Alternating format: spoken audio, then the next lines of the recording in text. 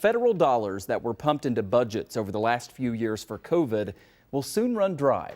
One deadline that is quickly approaching is the extra emergency money that was given out to people who rely on SNAP benefits. The supplemental assistance they've been getting since 2020 will end after next month.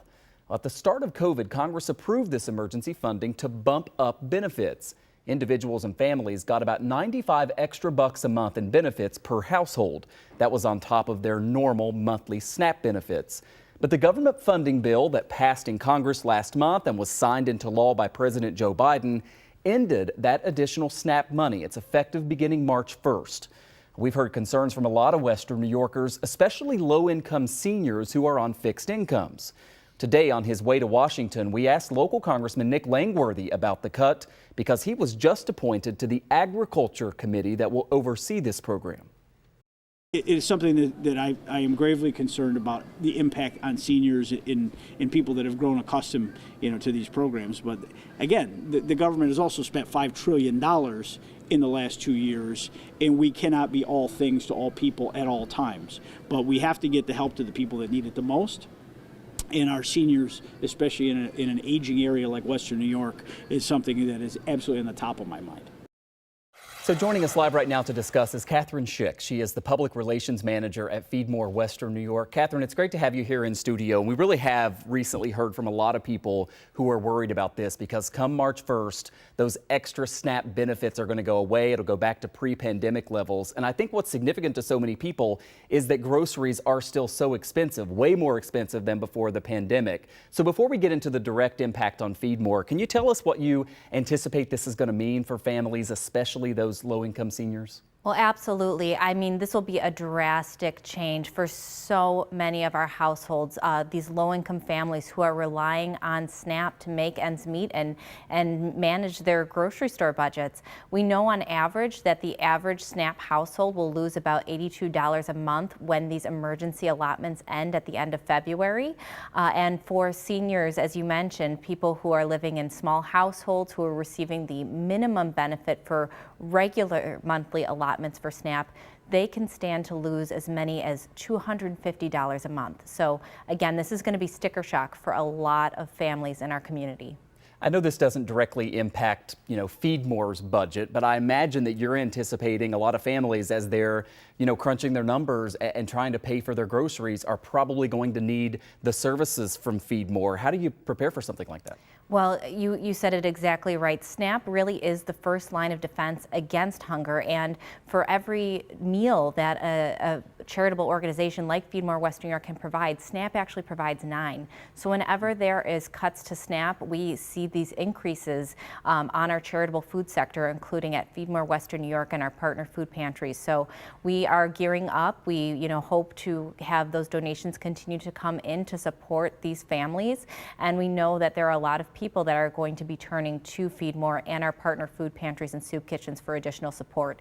Anecdotally, we've just heard recently in the past few months that so many of our pantries are already experiencing an increase because of the rising cost of living that are making so many families struggle to make impossible choices, such as, do I purchase groceries for my family, or do I use that money to fill up my car and my gas tank to go to work? These are really impossible choices that so many of our community members are facing already before these EA benefits are going away.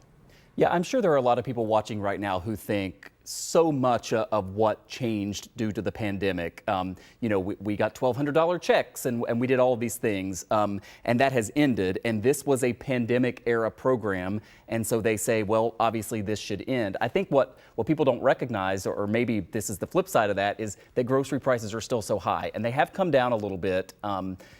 Inflation maybe isn't as bad as it was a few months ago, but so many of the staples, I mean, we talk about like the price of eggs, for instance, which have just skyrocketed, and so many of the staples. Are you hearing from people who never imagined that they would be in a position where they would need SNAP benefits and now are needing to go that route, or people who never thought that they would need to seek help from Feedmore but now find themselves in that situation? We do. We hear that story constantly, that, a gentleman was telling me the other day on the phone that he never expected to need the help of the support of a food pantry, but he was laid off from his job.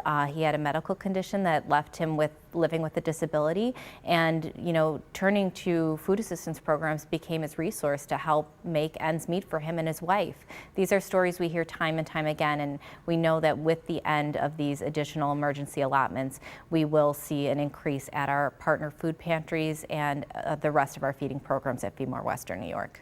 Catherine, we know that navigating bureaucracy and signing up for government programs isn't always easy. I know this is a focus for Feedmore, right? Is helping people in terms of, your SNAP outreach program, and if someone is eligible, helping them get to the point where they're getting that assistance. That's exactly right. We do have a SNAP outreach program. We have wonderful team members at Feedmore Western New York who are here to help you answer your questions, determine if you may qualify for SNAP, and walk you through that enrollment process, even help you with that application step by step of the way. So if people are not on SNAP already and they're looking to enroll in SNAP, which is still a very important program, we do encourage you to reach out to us, call our team.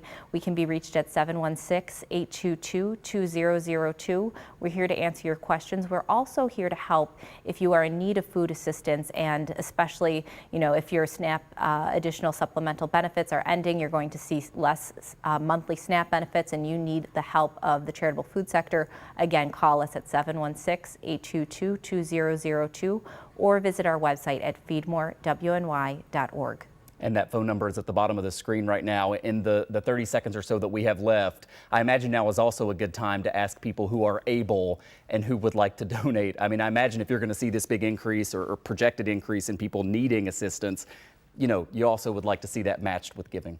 Of course, we always are in need of the support of the Western New York community to help us meet our mission. So if people are able to, we're always accepting donations of food, of funds that we used, of course, to purchase nutritious food and keep our feeding programs operating, as well as volunteers. If you cannot, give in terms of food and funds, please consider a gift of your time. We always need more volunteers. And again, you can visit our website at feedmorewny.org or call us at 716-822-2002 to become involved.